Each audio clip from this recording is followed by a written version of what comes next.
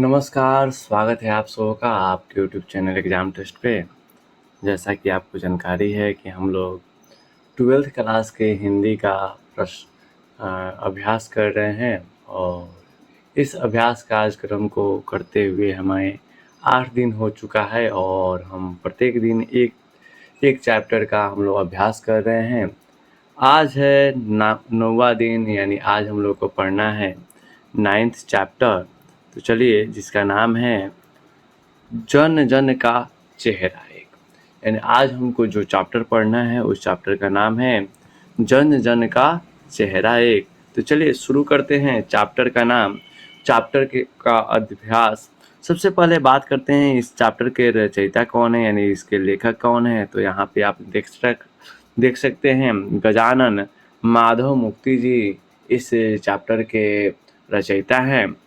अगर हम इनके जीवन काल के बारे में बात करें, यानी इस लेखक के बारे में बात करें, तो इनका जन्म जो हुआ था 13 अप्रैल 1917 में हुआ था। इसी वक्त चंपारण सत्याग्रह हुआ था, उसी टाइम इनका जन्म हुआ था। और इनकी मृत्यु 11 सितंबर 1964 को हो गई थी। अगर हम इनके जन्म स्थान की बात करें तो ग्वालियर के मध्य प्रदेश, जो कि ग्वालियर मध्य प्रदेश के ये रहने वाले थे। माता का अगर नाम बात करें तो माता का नाम पार्वती बाई और पिता का नाम माधवराव मुक्ति बोध था। अगर हम इनकी शिक्षा दीक्षा की बात करें तो इनकी शिक्षा हुई थी उज्जैन में हुई थी, और विदिशा और अमरझारा सरदारपुर में प्रारंभिक शिक्षा हुई थी। मतलब कि इनकी जो मतलब कि शिक्षा हुई वह उज्जैन में हुई थी। 1930 में उज्जैन के माधव कॉलेज में ग्वालियर बोर्ड की मिडिल परीक्षा में असफल रहे, यानी मिडिल परीक्षा में असफल रहे थे। 1931 में फिर उन्होंने सफलता प्राप्त की। 1935 में माधव जी ने इंटरमीडिएट का एग्ज़ाम दिया था और 1937 में इन्होंने बीए में असफलता हासिल हुई और 1938 में बीए इनका फाइनल हुआ। अगर हम इनकी बात करें एमए की, तो एमए इनका 1953 में हुआ था। अगर हम इनकी अभिरुचियों के बारे में बात करें, अभिरुचि इनकी क्या क्या थी, तो इनकी अभिरुचि अध्ययन अध्यापन में थी, यानी पढ़ने और पढ़ाने में थी। लेखन में, लिखने में ये बहुत माहिर थे। पत्रिका और राजनीति में भी ये अच्छे थे और इसमें ये अपना बहुत अच्छा योगदान दिए। अगर इनकी कृतियों के बारे में बात करें कि इन्होंने कौन कौन सी काव्यों की कौन कौन से कृतियाँ इन्होंने लिखी हैं, तो चांद का मुंह टेढ़ा है यह इन्होंने लिखा है। भूरी भूरी खाक धूल एक कविता संग्रह है। काठ का सपना, विपत्र सतह से उठता आदमी, नई कविता का आत्मसंघर्ष, मुक्तिबोध रचनावली, जो कि 6 खंडों में। अगर आपसे पूछ दिया जाए कि बताइए मुक्तिबोध रचनावली कितने खंडों में है, तो 6 खंडों में है, याद रखिएगा। हो सकता है आपके ऑब्जेक्टिव में पूछा जा सके। चलिए अब शुरू करते हैं इनका जो कविता है इसके बारे में। पद्य जो है इनके द्वारा जो रचित है उसके बारे में हम लोग अध्ययन करते हैं। सबसे पहले इसके बारे में कुछ हम लोग जान लेते हैं कि ये जो व्यक्ति हैं, ये जो माधव जी हैं, यह कहना चाहते हैं कि ये लिखते हैं स्वतंत्रता संग्राम के वक्त की ये कहानी है। उसी वक्त इन्होंने लिखा था और उन्होंने लिखा कि अगर देखा जाए कि जनता का जो स्वरूप है, चाहे वह हमारे देश का हो या पूरे विश्व का हो, हर जगह के लोग एक ही तरह अपने मतलब कि अपने जीवन में संघर्षरत है और अपने शासकों से संघर्ष कर रहे हैं। और इसी बात को उन्होंने दर्शाने की कोशिश की है। लिखते क्या हैं, जन जन का चेहरा एक, यानी वह कहते हैं कि पूरे जो दुनिया है, पूरे दुनिया के जितने भी लोग हैं, पूरे देश के जितने भी लोग हैं, सभी लोग का चेहरा एक है। चाहे जिस देश प्रांत पूर्व का हो, वह कहते हैं चाहे किसी भी देश का हो या किसी प्रांत का हो या किसी जिले का हो, लेकिन सबका चेहरा एक है। जन जन का चेहरा एक। यहाँ पे इसका भावार्थ भी दिया गया है कि प्रस्तुत पंक्ति जन जन का चेहरा एक शीर्षक कविता से ली गई है, जिसकी रचयिता गजानंद माधव मुक्ति रहे हैं। कवि कहते हैं कि व्यक्ति चाहे किसी भी देश या प्रांत का हो, निवासी हो, उसमें समानता पाई जाती है, सभी की भावनाएं एक होती हैं। चलिए अगले हम स्ट्रेंजा के ओर बढ़ते हैं। लिखते हैं, एशिया की, यूरोप की, अमेरिका की गलियों की धूपें। कहते हैं कि हम सभी मानव हैं और हम सभी पृथ्वी पे ही रहने वाले हैं, चाहे हम अमेरिका के हों, चाहे यूरोप के हों, या चाहे एशिया के हों। हर जगह हमारे पास जो सूरज का प्रकाश आता है वह वहीं आता है जो अन्य जगहों पे जाता है। आगे लिखते हैं, कष्ट दुख संताप की चेहरा पर पड़ी झुर्रियां एक रूप है, एक है। यानी कहने का मतलब वह कहना चाहते हैं कि जो भी कष्ट है, चाहे वह इंडियन लोगों को हो, या एशिया के लोगों को हो, या यूरोप के लोग, सभी लोगों को जो कष्ट है, सभी कष्ट एक ही हैं। जोश में यूं ताकत से बंधी हुई मुट्ठियों का लक्ष्य। सभी लोग क्या है, जो सीले हैं, अथवा यानी कहने का मतलब सभी लोग ताकतवर है। सभी लोग जब मुट्ठी मान लेते हैं और लक्ष्य को प्राप्त करने की कोशिश करते हैं, तो सभी लोग एक ही तरह दिखाई देते हैं, सब लोग कर्मठ दिखाई देते हैं। कभी भी आप जानते हैं कि जब तक आप कर्मठता नहीं दिखाइएगा, जब तक जोश नहीं दिखाइएगा, तब तक आपको सफलता नहीं मिलने वाली है। आगे लिखते क्या है, पृथ्वी गोल चारों ओर धरातल पर। कहते हैं कि पृथ्वी क्या है, गोल है, चारों ओर से धरातल के अनुसार देखा जाए तो है। जनता एक दल एक पक्ष। कहते हैं कि जनता जो है एक दल है, एक पक्ष में है। जलता हुआ लाल की भयानक सितारा एक, उद्दीपक सा विकराल का सा इशारा एक। वह कहते हैं कि जलता हुआ जो दीपक है, यानी जो जलता हुआ, देखिए लिखते हैं, कभी कहते हैं कि सभी प्राणियों की समस्याएं भावनाएं समान हैं, लेकिन संसार में विभिन्नताएं भी हैं। कहते हैं, कभी कहना चाहते हैं कि जिस प्रकार सारे संसार में सूर्य एक है, अपनी रोशनी की सभी चीज़ों को पर समान बिखेरता है, लेकिन यहाँ पर क्या है, उद्दीपक विकराल का इशारा है। कहते हैं कि जो भी मतलब कि उद्दीपन होता है, जो भी विकराल मतलब कि जो भी चीज़ें आती हैं, क्रांति आती है, ये सब चीज़ें क्या होती हैं, सभी एक ही समान आती है हर जगह। चाहे इंडिया, आप याद कीजिए, जब आप इतिहास पढ़ते होंगे तो इतिहास में आपको पढ़ाया जाता होगा कि फ्रांसीसी क्रांति का इफेक्ट भारत में भी पड़ा, भारत की क्रांति का इफेक्ट अन्य जगहों पे पड़ा। यानी कहने का मतलब है कि हर लोग एक दूसरे से प्रभावित है। सभी लोग अगर विकराल होता है, सभी लोग के अंदर उद्दीपन उत्पन्न होता है, सभी लोग क्या होता है, अपने आप में विकराल होता है, और कहीं ना कहीं वह अपने शासकों के लिए खतरनाक हो जाता है।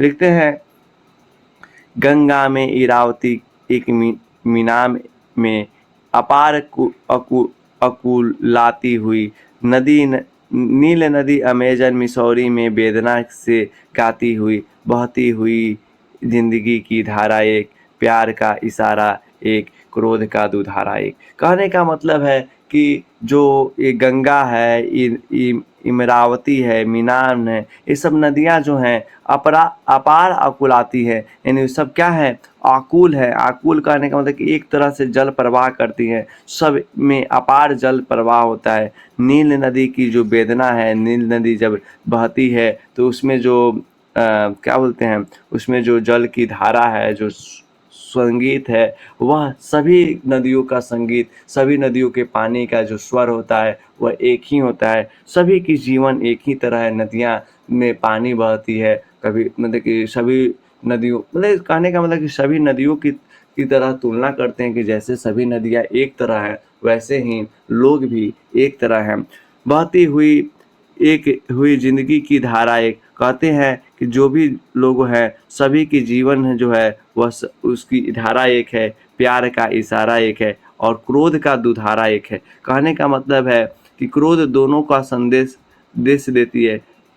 ये नदियाँ जो है वह क्या, किसका संदेश देती है, प्रेम और क्रोध दोनों का इशारा देती है। आप देखते हो कि कभी कभी नदियाँ क्या है, सिंचाई के काम आती है, कभी वहीं से नदियाँ बाढ़ ला देती है, जो क्या है, मानव के लिए हानिकारक हो जाता है। फिर आगे लिखते हैं, पृथ्वी का प्रसार अपनी सेनाओं में किए हुए गिरफ्तार। कहते हैं कि ये जो अत्याचारी लोग हैं वे लोग क्या है, पूरे संसार में फैले हुए हैं, पृथ्वी के पूरे प्रसार में फैले हुए हैं और अपनी सेनाओं से क्या किए हैं, पूरा गिरफ्तार कर लिए हैं हमारी धरती को। कह गहरी काल, आगे लिखते हैं, गहरी काली छायाएं प्रसार कर। ये जो जो मतलब कि आक्रमणकारी हैं, जो क्या है, अत्याचारी हैं, सभी लोग क्या है, अपनी काली छाया पसारे हुए हैं। यानी कहने का मतलब है सभी लोग क्या है, मतलब कि पृथ्वी को पे फैल कर मानवतावादी चीज़ें को, ये जो मतलब कि मानव का जो व्यवहार है उसके लिए अमानवीय काम कर रहे हैं। यानी कहने का मतलब कि सबको शत्रु बनाए हुए हैं, सभी का जीवन नरक बनाए हुए हैं। खड़े हुए शत्रु का काले से पहाड़ पर, यानी शत्रु जो हैं एक तरह से क्या है, पहाड़ के समान है। काला काला दुर्ग एक, जन सो के सत्र एक। कहते हैं कि सभी के जो शत्रु जो है वह एक है, और ये जो भी शोषक वर्ग है, जो भी हम जनता के क्या है, शासक है, मतलब कि जो अत्याचार है करने वाले हैं, वो सब भी एक ही तरह के, चाहे वह इंडिया के हों चाहे किसी भी देश के हो। यानी कहने का मतलब कि पूरे देश में जो शोषण का जो मतलब शोषण करने वाले जो लोग हैं वह सभी एक ही कैटेगरी के हैं, जैसे कि इंडिया में है।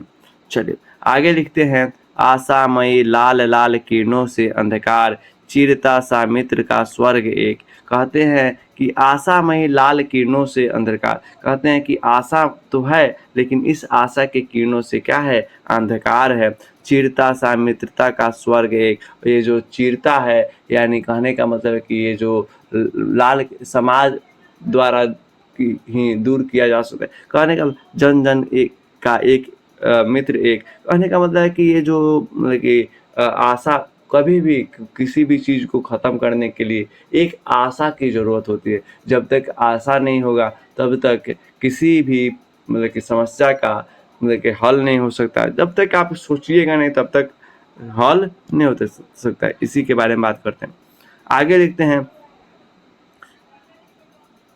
विराट प्रकाश एक क्रांति की ज्वालाएं। कहते हैं कि प्रकाश जो होती है विराट होती है, और उसकी जो क्रांति होती है, कोई भी क्रांति होती है उसकी ज्वाला एक होती है। सभी लोग एक ही तरह से बात करते हैं। धड़कते वृक्ष में सत्य का उजाला एक, जो ये लोग हैं, ये जो वृक्ष के समान जो लोग हैं, उन सब के अंदर जो ज्वाला है वह भी एक है। लाख लाख पैरों में मोच में वेदना का तार एक है। कहते हैं कि सभी लोग जो हैं, जितने इस संसार में जितने भी लोग हैं, लगभग लाखों लोग हैं, सभी के अंदर जो वेदना है, जो कष्ट है, जो अत्याचार की जो पीड़ा है, वह सब एक है।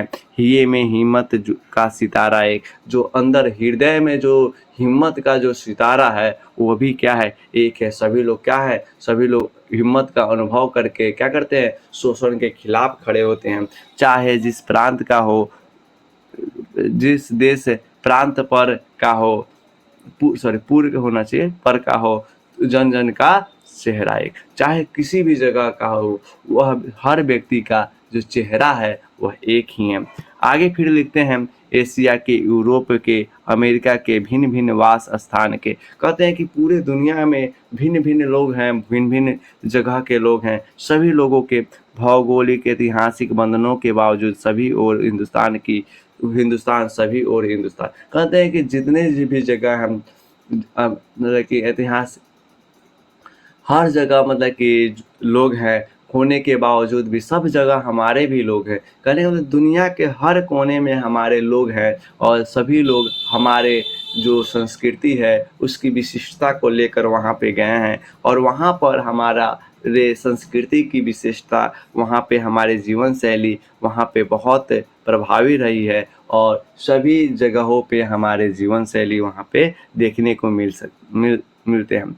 आगे लिखते हैं, सभी और बहनें हैं और सभी और भाई। कहते हैं कि जितनी भी जहाँ भी जाइएगा, विश्व के किसी भी कोने में जाइएगा, तो वहाँ पर भी हमारे बहनें हैं, हमारे भाई हैं। आप सुने भी होंगे कि वसुधैव कुटुंबकम, हमारे पूरी जो दुनिया है वह सब क्या है, हमारा एक परिवार है। कहते हैं सभी ओर कन्हैया ने गाय चराई है। कहते हैं कि पूरा जो विश्व है सभी की ओर कन्हैया यानी भगवान श्री कृष्ण ने गाय चराई है। गाय चराने का यहाँ पे उनका मतलब क्या है कि देखिए, गाय अगर किसी के खेत में चल जाती है तो डांटता है, लेकिन अपने खेत में जाती है तो किस थोड़े डांटेगा गाय को या गाय चराने वाले को। यानी कहने का मतलब है, कवि कहना चाहते हैं कि पूरी जगत जो है एक ही ईश्वर की है, और यहाँ पर सभी लोग क्या है, एक ही स्वामी के भक्त हैं, एक ही ईश्वर के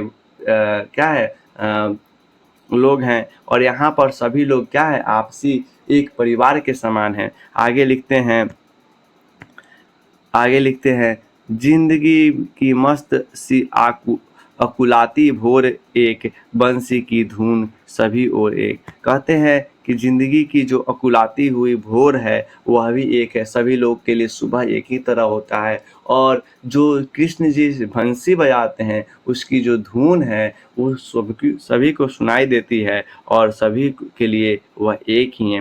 लिखते हैं दान और दुरात्मा एक। कहते हैं अब शत्रुओं के बारे में बताते हैं, दुश्मनों के बारे में बताते हैं, या कहें अत्याचारियों के बारे में बताते हैं। दान और दुरात्मा भी एक हैं, मानव की आत्मा भी एक है, शोषक और खूनी और चोर एक। जो भी शोषक है या खूनी है सभी चोर है, और सभी एक ही तरह के हैं। जन जन के शीर्ष पर शोषण का खड़ाग अति घोर एक है। यानी कहने का मतलब जो लोग हैं, जितने भी लोग हैं, सबके ऊपर जो खड़ग है, यानी कहने का मतलब है जो तलवार लटका हुआ है सरों पे, वह क्या है, वह सब एक है। दुनिया के हिस्से में चोरों और चारों ओर जन जन का युद्ध है। यानी दुनिया के हर हिस्से में क्या है, जितने भी लोग हैं सभी का क्या है, जो मतलब कि युद्ध है, किसके प्रति है, सभी दुरात्माओं के प्रति है, सभी जो कष्ट देने वाले लोग हैं उनके प्रति है। सबका युद्ध भी क्या है, एक है। सभी के दुश्मन एक, तो सभी के क्या है, मतलब कि युद्ध की तरीका भी एक होगा। मस्तक की महिमा व अंतर की उष्मा से उठती हुई ज्वाला अति क्रुद्ध एक। कहते हैं कि मस्तक से महिमा जो मतलब कि कहते हैं कि सभी जन के मस्तिष्क में एक ही चिंता है, उनके हृदय की प्रबलता भी एक सी है। कहने का मतलब है कि जो भी लोग हैं सभी की महिमा मतलब कि हृदय की बात, मन की बात सभी की एक ही तरीके से, सभी लोग गुस्सा वैसे ही होते हैं, सभी लोग के अंदर वही प्रेम आता है, सभी लोग शोषण के विरुद्ध क्या करते हैं, संग्राम करते हैं। आगे लिखते हैं संग्राम